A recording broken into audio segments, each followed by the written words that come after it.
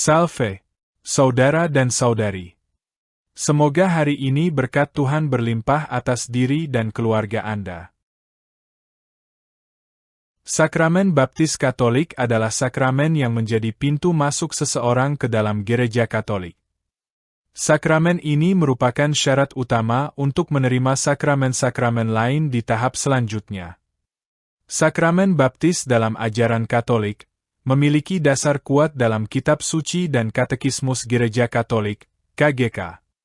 KGK artikel 1213 menyatakan, baptisan suci adalah dasar seluruh kehidupan Kristiani, pintu masuk menuju kehidupan dalam roh, dan pintu yang membuka jalan bagi sakramen-sakramen lain. Dengan baptisan, kita dibebaskan dari dosa dan dilahirkan kembali sebagai anak-anak Allah. Kita menjadi anggota Kristus, digabungkan dengan gerejanya, dan diikutsertakan dalam perutusannya. Bagian pertama, dasar biblis baptisan. Baptisan memiliki dasar kuat dalam Kitab Suci, dan pada video ini kita bahas khususnya Perjanjian Baru. Yesus sendiri menegaskan pentingnya baptisan dan memberikan perintah eksplisit mengenai sakramen ini. 1. Yesus dibaptis di Sungai Yordan. Matius 3 ayat 13-17. Yesus dibaptis oleh Yohanes Pembaptis sebagai contoh bagi kita. Baptisannya bukan karena dosa, tetapi untuk menguduskan air dan membuka jalan bagi sakramen ini. Markus 1 ayat 9-11, Lukas 3 ayat 21-22, Yohanes 1 ayat 29-34 juga mencatat peristiwa baptisan Yesus. 2. Perintah Yesus untuk membaptis. Matius 28 ayat 19-20, Pergilah, jadikanlah semua bangsa muridku dan baptislah mereka dalam nama Bapa, dan Anak, dan Roh Kudus, dan ajarlah mereka melakukan segala sesuatu yang telah kuperintahkan kepadamu. Markus 16 ayat 16. Siapa yang percaya dan dibaptis akan diselamatkan, tetapi siapa yang tidak percaya akan dihukum. 3. Baptisan sebagai kelahiran baru dalam roh. Yohanes 3 ayat 5. Yesus berkata kepada Nikodemus, sesungguhnya, jika seseorang tidak dilahirkan dari air dan roh, ia tidak dapat masuk ke dalam kerajaan Allah. Kisah Para Rasul 2 ayat 38, Rasul Petrus berkata, bertobatlah dan hendaklah kamu masing-masing memberi dirimu dibaptis dalam nama Yesus Kristus untuk pengampunan dosamu, maka kamu akan menerima karunia Roh Kudus. 4. Baptisan dalam Gereja Perdana. Kisah Para Rasul 8 ayat 36-38, Filipus membaptis Sida-Sida dari Etiopia. Kisah Para Rasul 16 ayat 31-33, Kepala Penjara Filipi dan seluruh keluarganya dibaptis. Roma 6 ayat 3-4, Baptisan menyatukan kita dalam kematian dan kebangkitan Kristus.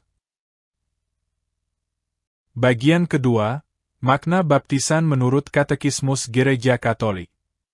1. Baptisan menghapus dosa dan memberi hidup baru. KGK artikel 1263, melalui baptisan semua dosa diampuni, termasuk dosa asal dan semua dosa pribadi serta hukuman dosa. KGK artikel 1265, baptisan tidak hanya membersihkan dari dosa, tetapi juga menjadikan orang yang dibaptis sebagai ciptaan baru, anak angkat Allah, anggota Kristus, dan bait Roh Kudus. 2. Baptisan menyatukan kita dengan Kristus dan gereja. KGK artikel 1267, baptisan menjadikan kita anggota gereja, tubuh Kristus.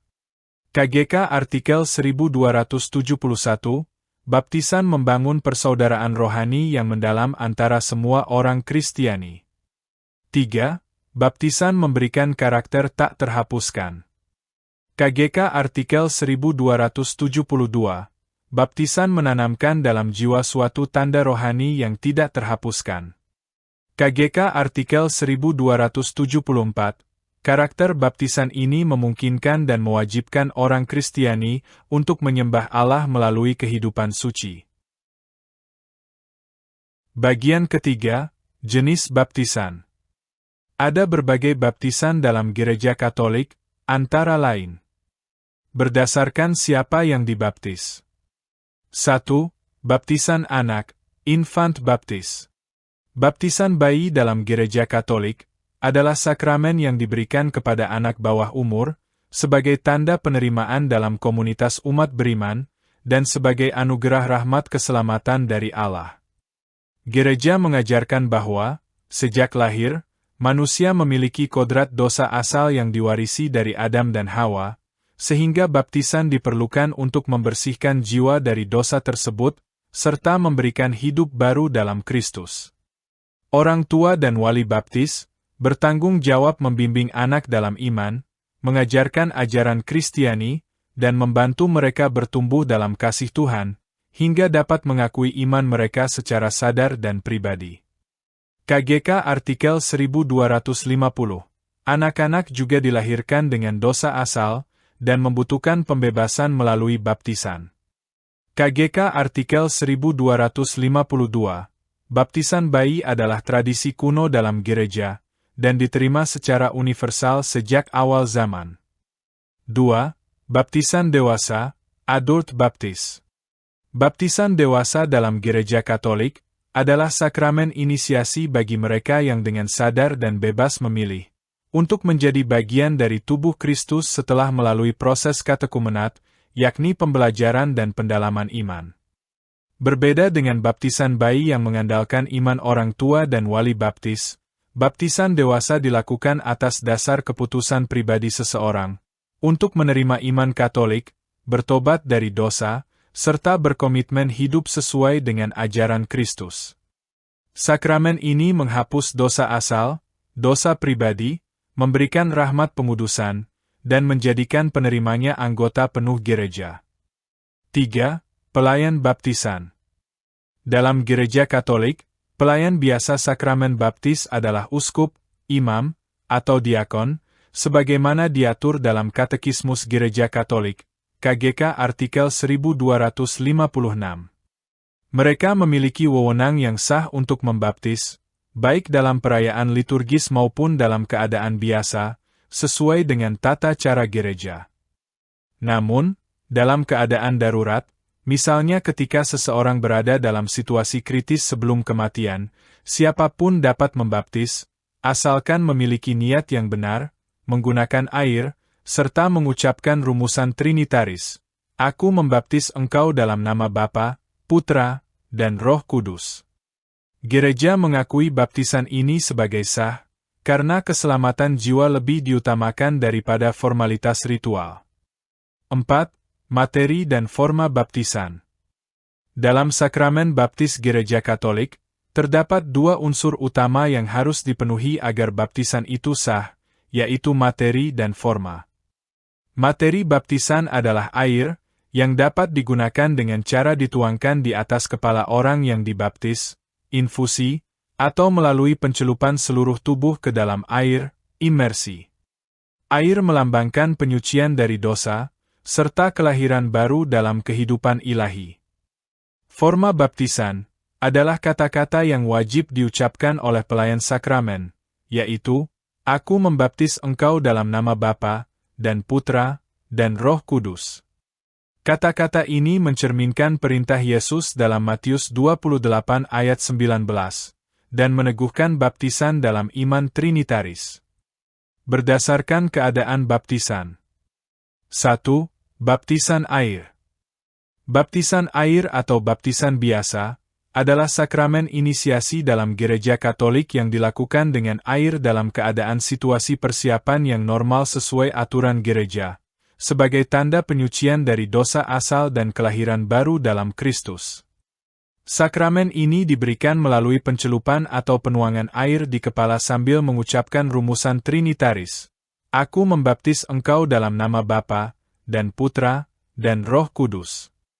Baptisan ini menjadikan seseorang anggota resmi gereja, menerima rahmat pengudusan, serta membuka jalan bagi sakramen lain dalam kehidupan iman Katolik. 2. Baptisan keinginan, baptismus flaminis. Baptisan keinginan adalah bentuk keselamatan bagi mereka yang belum sempat menerima baptisan air, tetapi memiliki keinginan tulus untuk dibaptis serta hidup sesuai kehendak Allah. Gereja mengajarkan bahwa seseorang yang dengan sungguh-sungguh berusaha menjalani iman Kristiani, seperti katekumen yang meninggal sebelum menerima baptisan, dapat memperoleh rahmat keselamatan. Katekismus Gereja Katolik, KGK artikel 1258, menegaskan bahwa kehendak tulus untuk dibaptis, disertai pertobatan dan kasih kepada Allah, sudah cukup untuk membawa seseorang kepada keselamatan, karena Allah yang Maha Rahim tidak membiarkan mereka yang mencarinya dengan hati jujur, terpisah darinya. 3. Baptisan darah, baptismus sanguinis. Baptisan darah atau baptismus sanguinis adalah rahmat keselamatan yang diberikan kepada mereka yang wafat sebagai martir demi iman Kristiani sebelum sempat menerima baptisan air.